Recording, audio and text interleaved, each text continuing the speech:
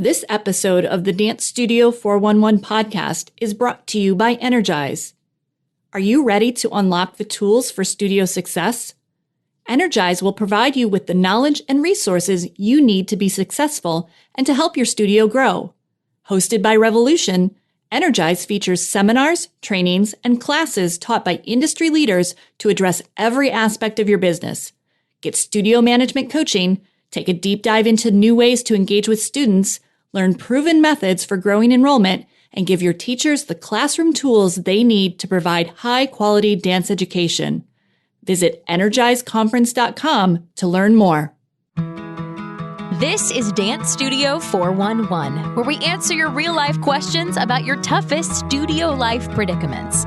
Parent problems, teacher turnover, student challenges, policy dilemmas, and so much more. Let's talk about what's keeping you awake at night and what you can do about it. Here are your hosts, Suzanne Blake Garrity and Jill Tyrone. Welcome to this episode of the Dance Studio 411 podcast. I'm Jill Tyrone, and today's episode covers one of our most requested topics, Facebook advertising. My special guest is Christian Altuve, co-founder of Dance Motion Marketing. Dance Motion Marketing provides dance studios with high-quality customer attraction systems. Their product is simple, helping dance studios fill every class they offer with done-for-you marketing. They provide simple but effective solutions that will take your marketing efforts from zero to hero without ever leaving your studio or office. As career marketers, Christian and his co-founder Bryce understand how much time, energy, and stress go into dance studio marketing. It's either always on your mind and a constant stressor, or it gets pushed to the back burner so that it's basically non-existent. That's why they specialize in planning, developing, and implementing profitable, cost-effective student attraction systems so dance studio owners can focus on what they do best. Christian, welcome to the podcast. Hey, Jill. So happy to be here. I'm really happy to have you here today. And you're just returning back from Australia. So thanks for jumping on this call with me today. And as you've been traveling the last little bit, why don't you talk to us about that wonderful trip that you had and tell our listeners about what you've been doing and how all of this has come about with Dance Motion Marketing. Yeah, we are thrilled. So the Dance Teacher Expo in Sydney, Australia was our first conference presence. And even so, Australia's first teacher and studio owner conference that the country has ever had. And so there was a lot of excitement, a ton of energy in the room, and it was just really fantastic there. We got to share some of our sessions. We had a booth, and it was just amazing to be a part of the whole event there. That's awesome. Yeah, I think I saw some other industry experts that were there as well, and they've had a great time. So what a wonderful experience for you, especially one of your first conferences. Yes, there's so much to learn about dance in Australia, and we're just really excited to keep digging ourselves deeper into the dance industry. There's a lot of amazing people and knowledge to go around. So your co-founder, Bryce, tell me a little bit about how the two of you came to put together all of this wonderful help and platform and good stuff for dance studio owners. Yeah, so really this was born out of the pandemic. Him and I had video production businesses. And of course, when the pandemic happened, all in-person things were shut down. And as dance studios, that your studio suffered a lot because it was all in person. And so really, that was kind of where we shifted and we're like, okay, where we take our careers and our lives from here. And that's kind of where we started, meeting a couple of studio owners and realized that they all have to pivot to online marketing. Whatever was happening before is no longer the thing that they can do to grow going into the future. And so slowly but surely, we started kind of attracting studio owners into our world. And from there, just learning and digging deeper into the problems that they had. I mean, that's kind of where this whole business was born out of. That's great. Yes, the pain points that studio owners have are unique to our industry, that's for sure. And there's so much that has come out of, the COVID times and the way we had to pivot. So today we're tackling a topic that is a pain point for so many studio owners, speaking of those pain points, and that's advertising, specifically Facebook advertising. As I mentioned in the intro, it's a big stressor and it gets pushed to the back burner. So there aren't very many studio owners that I've met or come across who really understand or specifically enjoy social media marketing. There are definitely, a few, and they really do have a great handle on it. But specifically when it comes to advertising their business, it's not like advertising products. And when we talk about the service industry, specifically for dance studios and the target market as being the families and the parents of these students, it's a lot. It's a very overwhelming area of our business. So why don't we just get started? Do you have anything to add before we dive right into your tips today? I just don't want studio owners to feel bad about this, because you got to just think about what you do and what your work life already is. There's so much. You basically work weeknights, weekends, you're off to competitions, recitals. There's just already so much on their plate that adding another thing is just, of course, it's going to be stressful because there's already so much doing it. What we've learned, really, studio owners, we've come to realize that they're like the hardest working business owners that I've ever met because of just the schedule and what's happening all year round and working with kids and parents. So I just want to give a big kudos to the work that they do already. It's no wonder that they get stressed when they have to think about marketing. Absolutely. Thank you for adding that, because it is true. That's one of the reasons that we're here. We are our members' biggest fans, and we really spend every day getting up and seeing how we can make their lives better because, like you mentioned, it is a 24/7, 365-day-a-year job, and it is very stressful. But again, applauding everybody for what they do. So let's get started and jump into your top tips today. So tip number 1, let's talk about your idea of how a single goal of advertising is to build your list of potential students. Yeah, so this really is a new idea. And I really was thinking about it. If we were to strip away all the fancy jargon of the marketing and all the technical aspects of marketing and growing your numbers, at the end of the day, all we're trying to do and accomplish with Facebook ads is building a list of potential students and families. That's it. And so when you have that single goal in mind, I think it starts to change the way we approach how we design the ads, what we're asking for parents up front when it comes to inquiring about classes. And so really here, just think about building a list, and that's going to inform a lot of the decisions we make in advertising, targeting, and ultimately where they give us their contact information.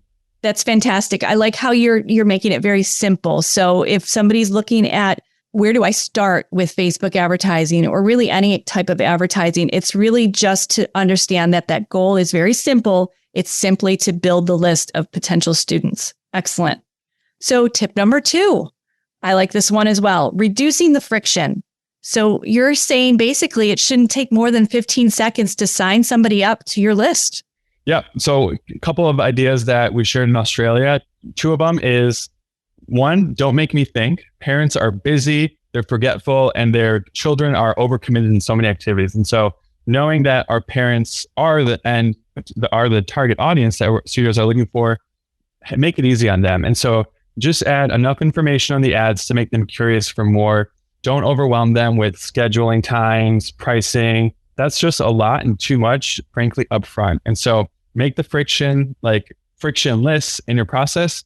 And so that means don't send them to your class management software where they have to sign up waivers and take 15 minutes just to take a trial class. Just collect name, phone number, email, and at most add student name and age there, just enough to get started. That way it puts you in the driver's seat to pick up the phone or text them and get that conversation started. And that whole process shouldn't take more than 15 seconds. So if you're sitting here listening and you're like, does my process take 15 seconds? Go through your website and just time, how long does it take, the way it's set up today, how long does it take for you to ultimately get on your list? You might be surprised to find out how long it takes. And I would even add, I wonder if not everybody is even collecting names in a list or contact information. They may not even know where to start with their lead system.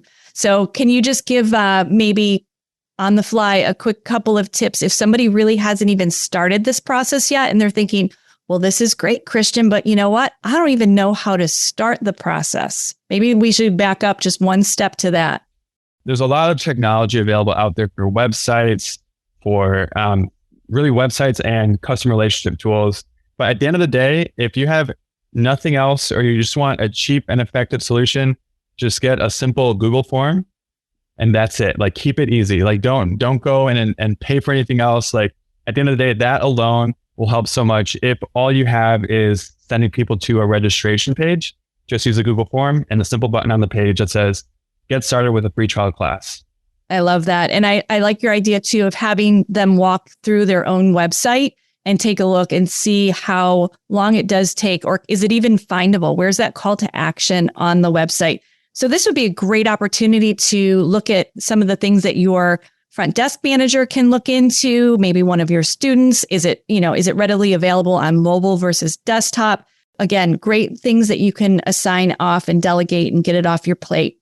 So Christian, let's move into tip number 3, which is you need a follow-through system to be successful. Yeah. So this is where not just dance studios, but most businesses drop the ball. And that's really when it comes down to the moment a parent or family inquires about your program, promptly reaching out and starting that conversation. Time and time again, this is where if there's anything you can do to have a competitive advantage and control over your growth, it's follow through. And we use follow through because it's really doing the action until you reach a conclusion of them taking a trial, signing up, or telling you, not today, maybe later in the future. So this is where, it's really just a habit building. And of course, we have software tools that make it really easy for studio owners. But regardless of the tool of your choice, build a habit where 15 minutes in the morning, you're responding to new inquiries. And in the afternoon for 15 minutes, you're going back to the ones that haven't responded to you and following through and adding another point of contact there. That's great advice. And we definitely speak the same language because I am a big proponent of setting things into schedules, putting this in your calendar, just like you would any other important meeting, whether it be something like you have a class to teach or you have a family meeting. Put this time aside in the morning and in the afternoon to do this, and you'll definitely see some momentum. Great tips. So anything else you want to add before we recap and do a little wrap up as we go through? I think just to summarize, a lot of what we talked about today is hopefully you can see that it's going to be easier for you if you don't have to spend time designing a robust brochure with all the information of your programs. All we need on your ad is a simple photo of kids having fun in your class. Those little things are enough to get a parent to click on the ad and fill out a short little form and give you their contact info. That way it puts you in the seat to then follow through, call them, text them, and get them into your studio in the first place. So we want to make it easier for you. And so hopefully if you're spending countless hours in Canva and trying to set all this up, you can start to see that it really doesn't need to take that much time to have an effective system in your business. Great. We love Canva. That's one of the tools that we highly recommend for our members. And also, one of the questions that I'm often asked is, how do I get my ad to the right people? And I know in our notes and some of the things that we touched on as we were chatting before we went live is talking about, how do you hone in on the right people in the right areas? And are you able to do that when you target and work with your Facebook ads? Absolutely. Facebook and Instagram are still the most powerful way to reach parents within your local market. And so unfortunately, a lot of people do this incorrectly because they're following the tried and true advice that big brands have the benefit of implementing because they have huge budgets. But when it comes to a dance studio, local market, and Facebook, it makes it really easy to say, I want to target parents within a 10-mile radius of my studio. That's it. Don't get fancy with interest targeting. Don't need to do any remarketing or build audience views with videos. Just simply target parents within a reasonable radius of your studio. Some may be 10 miles, some may be 5, depending on if you're in rural or urban areas. But that's it. Leave it alone, those 2 settings, and you should do just fine.